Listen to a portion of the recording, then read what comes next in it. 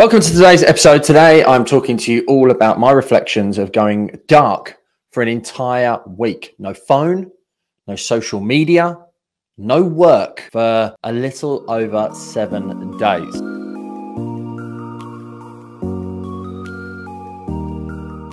I need to add a little bit of context in there because I did do an hour on the 28th of July. I had to pay my team. I had to pay the commissions out to my advisors. So I couldn't go without work for the entire week. But outside of that, when I got on the plane to go to Greece on the Tuesday, my phone went off. And as soon as we arrived, it went in the safe. Did not touch it until the following Monday evening. And it was eye-opening. It was impactful. It completely has transformed my thoughts on social media, the use of phone, on being productive with your work on a day-to-day basis.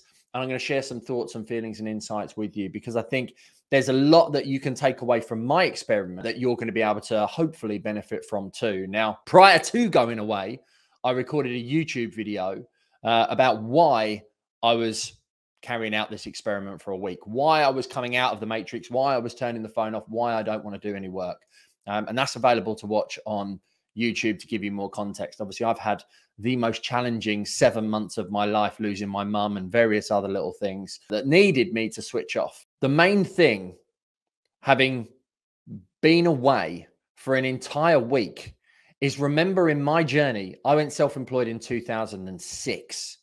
So every day since 2006, life has revolved around leads, around sales, around systems, around team, around making money to pay for my mortgage and pay for my family and go on nights out and all that jazz that we do to live life. And then when I started social media in 2016, I don't think there's been a day where I probably haven't checked in on social media for a short period of time. So for many years now, I've been plugged in. You know, is it the red pill or the blue pill that you have in the matrix? I needed to take the one that brings you out, you know. And luckily, unfortunately, I'm all or nothing. So as soon as I got on that plane, my mindset switched and the phone went off and I didn't really have any anxiety or thought around it. It's the same as, you know, if I decide not to eat a biscuit, I won't eat the entire pack, because if I'd have opened my phone at any point in time, it would have put me back in. The endorphins and the dopamine hits that you get would have meant that I would have carried on living inside the matrix. So here's the thing. I've got 3 things I want to share with you, which are the biggest reflections from having a week off, but not just having a week off, literally unplugging from absolutely everything. And the first one that is something you're probably never going to have heard me say before is that social media is a complete waste of time. The amount of time that you spend aimlessly scrolling, looking at stuff, justifying to yourself, oh, I'm doing research. And I've done this so much. But it's when you sit there throughout an entire day while your kids are playing in the pool, if you're not in the pool with them, while your wife's sitting next to you reading, while your dad's, you know, sunbathing, basically doing the same thing I was doing, funnily enough. He's always done that on holiday. But when you're sat there with your own internal dialogue, with your own thoughts, with your own feelings, you really begin to realize where you are wasting time and how much of an impact it is having on your life. And I'm sure you'll agree that at some point in time, you've gone onto TikTok and lost 45 minutes, that you've convinced yourself that clicking on social media on your phone is some kind of work, or you've justified it in some way, shape, or form that, you know, you need to be doing it. Well, you don't. It's an absolute waste of time scrolling and looking at other people's stuff. Now, the only time that social media is not a waste is if you're doing it for brand marketing, i.e. building your personal brand, but you're doing it with intention. You're putting content out there. You're talking to your ideal client. You're speaking to your niche. You're answering common problems or mistakes, and you're producing that content. The other side of it is if you're doing direct response marketing, which we spoke about in a podcast that I did with my email marketer, where you're actually writing something that makes a customer, a client, a lead, an avatar take action with you. You're technically leveraging it to sell directly to that individual. So brand marketing or direct response marketing. You have to be doing one or the other. You cannot be doing both. And you cannot just be sitting there consuming. It's about generating leads. It's about generating sales. It's about generating direct relationships. Consuming is mindless. It's a waste of time and it's absolutely pointless. And I am not using social media for consumption any longer. I'm going to use it with intention so I don't waste time. And I would urge you to look at those points in a day where you perhaps become a little bit bored. Maybe you're just sat wanting to be in the present moment. And the natural reaction for me, and maybe it is for you too, is to reach for that phone. Well, I'm not doing it anymore, because this leads into the second thing that is vitally important. When you take away that whole dopamine hit and that whole social media angle, the second thing that I've come to realize was my wife and I talk way more when I've not got my phone in my hand, when I'm not answering comments, when I'm not in Messenger, when I'm not on social media, when I'm not on my emails, when I'm not on WhatsApp and Slack and Trello and all these communication channels that we have, that you convince yourself is productive work. My wife and I talk way more. Our relationship became weirdly a little bit stronger as a result of, just that little bit of communication. And the feedback that I got from her more than anything else is when she sees me with my phone, she actually stops herself from talking to me. And maybe your partner is doing this too. Now, it hasn't always been like that. She said progressively over time, it's just got worse and you become to accept it and it becomes the norm. But now, having seen and, gone completely, for her, it's been exactly the same. Every time she's looked at me, there's not been a phone near me or in my hand. So where I would have a phone, it would stop her talking to me. It would stop her saying all the little things that she was thinking inside her head, and just having those little relationship-related conversations that we might have done. And we've got an awesome, strong relationship. With the kids that we have, the lifestyle that we live, we barely argue. We're best friends. There's not a bad word that I can say about our relationship. But to get that feedback was almost like a little bit of a knife in the heart, because I realized actually she's got a point. When you're still reaching for that phone, when you're constantly living with it, when you're justifying that having your phone is work, it's so much different when you don't do it. And you become to accept that that is part of normal life. And she admitted in her own sense that she's also guilty of doing a little bit of that too. When we're sat on the sofa in the evening, or when we're both standing in the kitchen and the kids are upstairs, what are we doing? We're probably both having a little scroll and a look on our phone. And she agreed it's a waste of time. And the worst thing out of all of this was when I said to my kids when I got home, my youngest is 4 at the moment, so he didn't really have any, obviously, major reflections on it. But I realized when he said jump, I almost said how high. And I was straight into being a dad, jumping in the pool and playing and everything else, because I wasn't sat on a sunbed doing work or phones or messaging or whatever. My eldest just said that she loved the fact that I was more playful and did more, because if you're sitting on the sunbed, sometimes I would just get my phone out and be working a little bit whilst on the sunbed. During dinner and things like that, you notice how much other people are on their phones. But my middle child, the thing that she said that was really, really interesting was the fact that she said the same as my wife.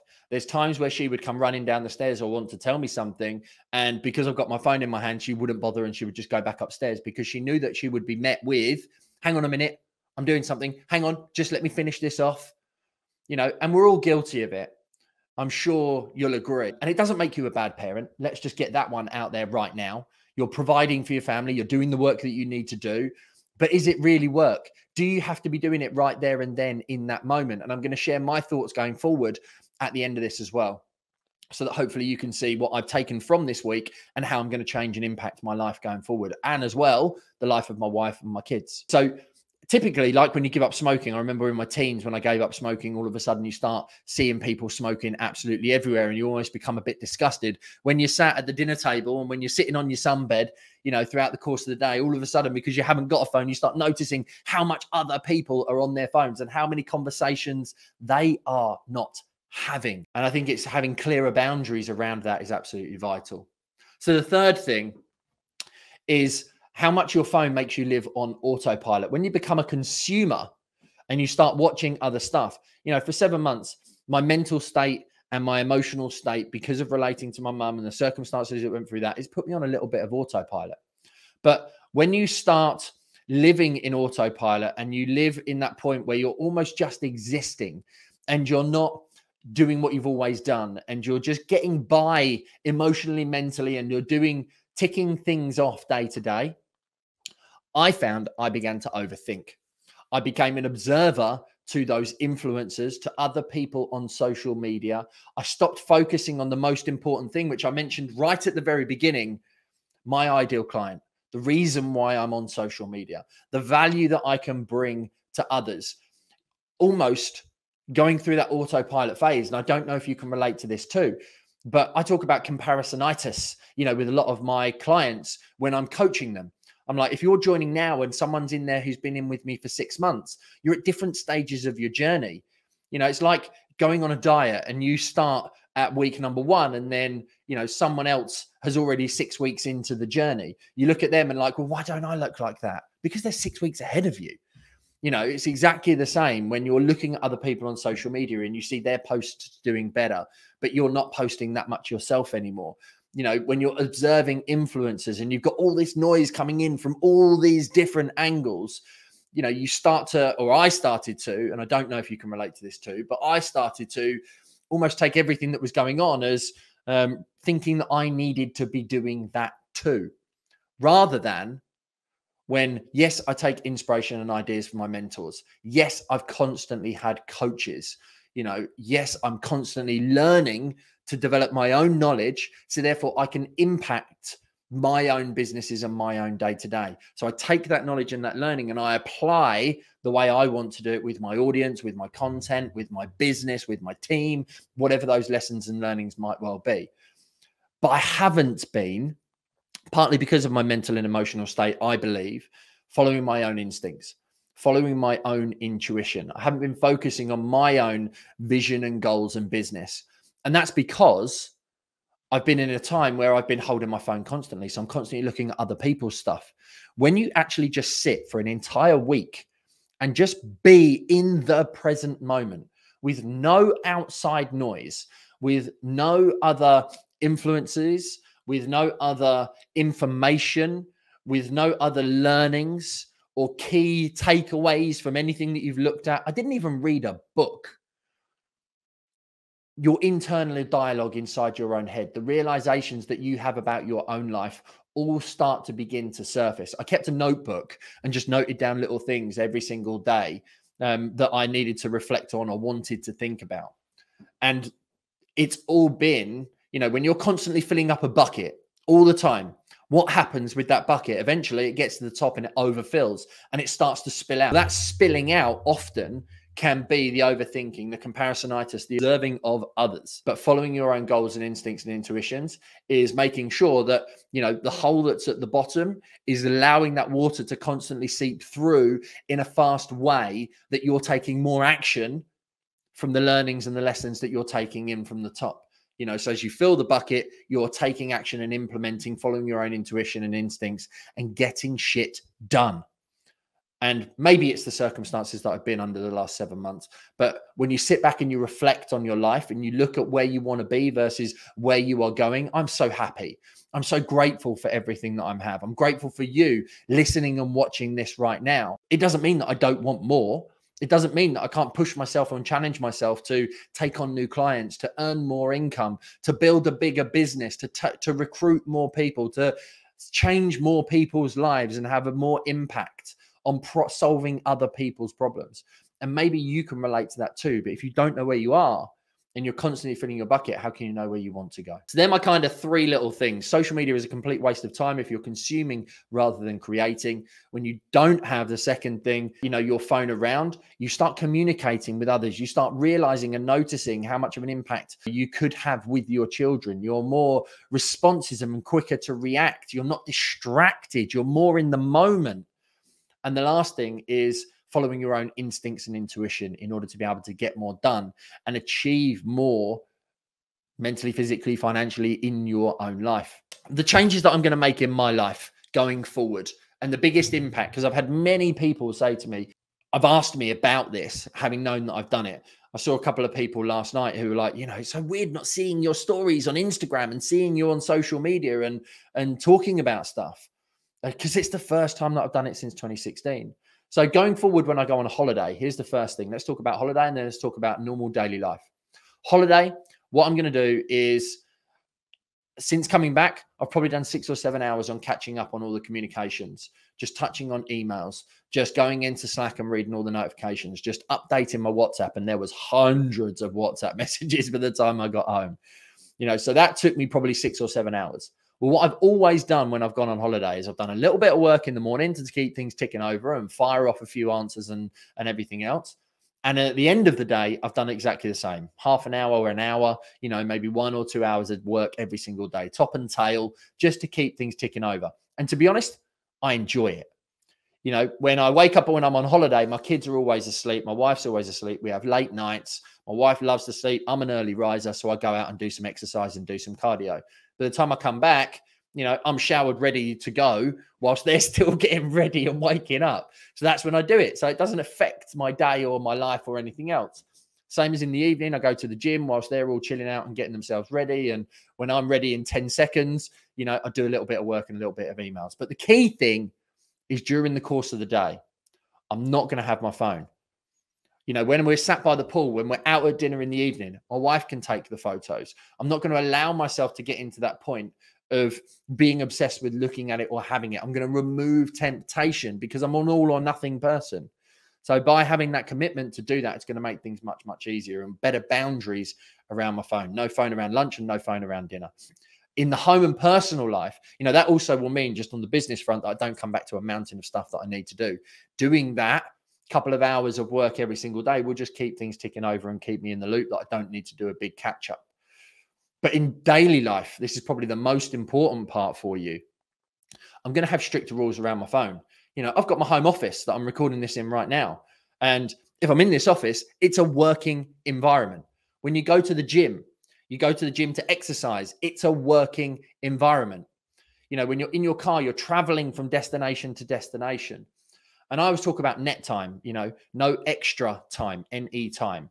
You know, if I'm in the car, I'll generally phone somebody that I need to have a conversation with. If I'm having a conversation, I will walk around the office or go and walk outside so I get some steps in.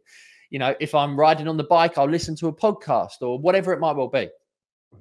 You can leverage your time in order to be better at what you're doing. And I can't remember the law, but there is a law that if you, however much time you give to an activity or an exercise, it will take you that amount of time.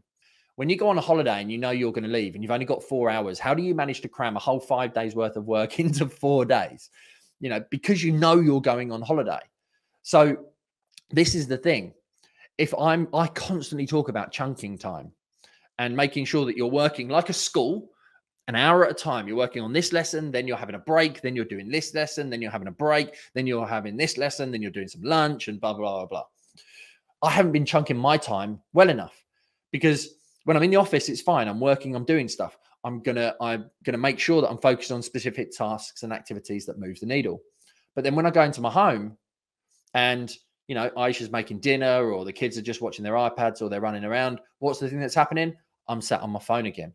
I'm answering comments. I'm doing questions. I'm in the DMs. I'm looking at some emails that have come in. Well, actually, if you're really strict with yourself and turn around and say, well, now I'm in the house, now I'm in the kitchen, now I'm in that environment of family, right? iPads down, no phones. When you lead by example, as I said to my kids while I was away, we played more, we had more fun, we did more things. So when I'm in the house, I'm just going to have more stricter rules around the use of my phone. When I'm, you know, in the kitchen or the kids are around, I'm going to have stricter rules around the use of my phone.